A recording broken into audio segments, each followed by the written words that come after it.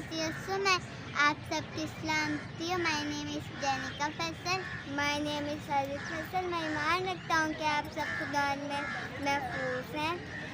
आज हम कान के बारे में सीखेंगे। जैसे हमने पिछली वीडियो में आइज़ के बारे में सीखा था, स्पिरिचुअल एंड फिजिकल ईयर्स के बारे में, यानी रूहानी और जिस्मानी कान के बारे में।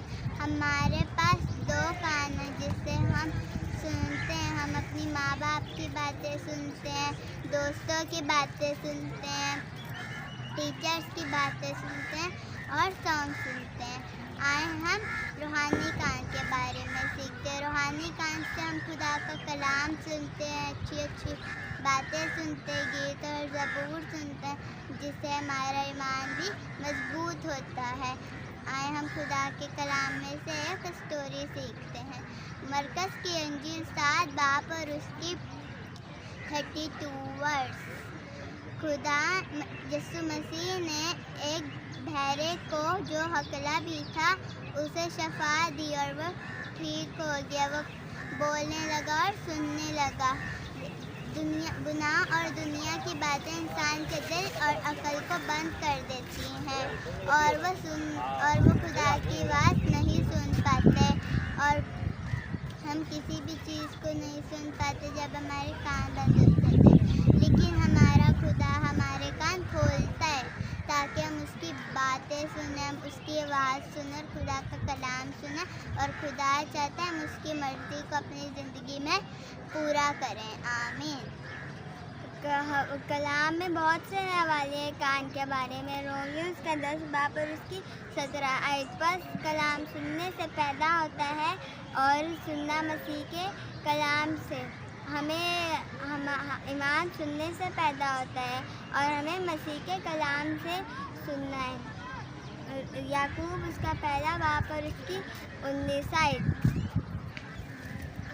बस हर आदमी सुनने में तेज़ हो, हमें सुनने में तेज़ होना है। याकूब उसका 1 बाब और उसकी 22 आयत। कलाम पर अमल करने वाले बनो, ना महज सुनने वाले। हमें कलाम पर अमल करना है, सिर्फ सुनना नहीं है। आमीन। आए हम एक और हवाला देखते हैं। जब आप पुराना इस्लामा पढ़ें और सैमुअल की पहली किताब और उसका 3 बाब जब आप पढ़ते हैं, आपको उसके अंदर एक छोटे लड़के सैमुअल के बारे में एक स्टोरी मिलती है जो हैकल में रहता था। एक रात खुदा ने सैमुअल को पुकारा और सैमुअल ने अपने जिस्मानी कान से खुदा की आवाज़ सुनी, लेकिन वो समझ नहीं पाया कि ये खुदावन की आवाज़ है।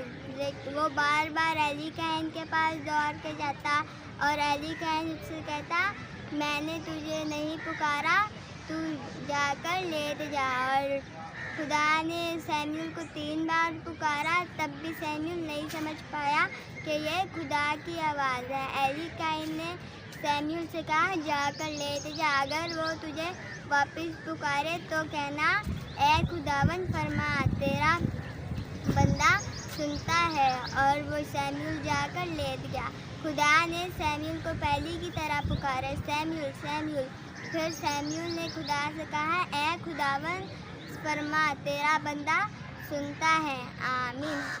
हम ये कहानी से हम ये सीखते हैं, हमें खुदा की आवाज़ को सुनना है और कहना है, फरमा, तेरा बंदा हाजिर है। और हमें खुदा की आवाज़ को सुनकर ये भी कहना है अपने रूहानी कान से कि ए खुदावन फरमा, तेरा बेटा और तेरी बेटी सुनते हैं। अगर तुम आज उन खुदावन की आवाज़ सुनो तो अपना दिल सख्त ना करो।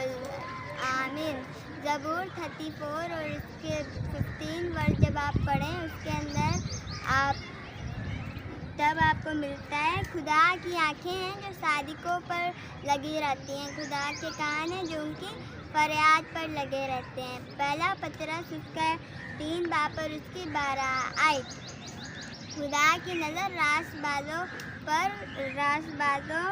की तरफ है और उसके कान उनकी दवाओं पर लगे हैं। आमीन। कान तो हम सब के पास है, पर हम सब सच्चाई नहीं सुनते।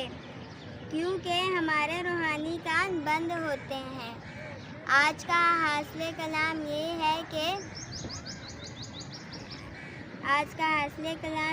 ہے کہ انسان کے جسمانی کان بھی کھلے رہیں اور روحانی کان بیدار ہوں، تاکہ ہم دنیا کی آوازیں بھی سن سکیں اور خدا کی بھی آواز سن سکیں۔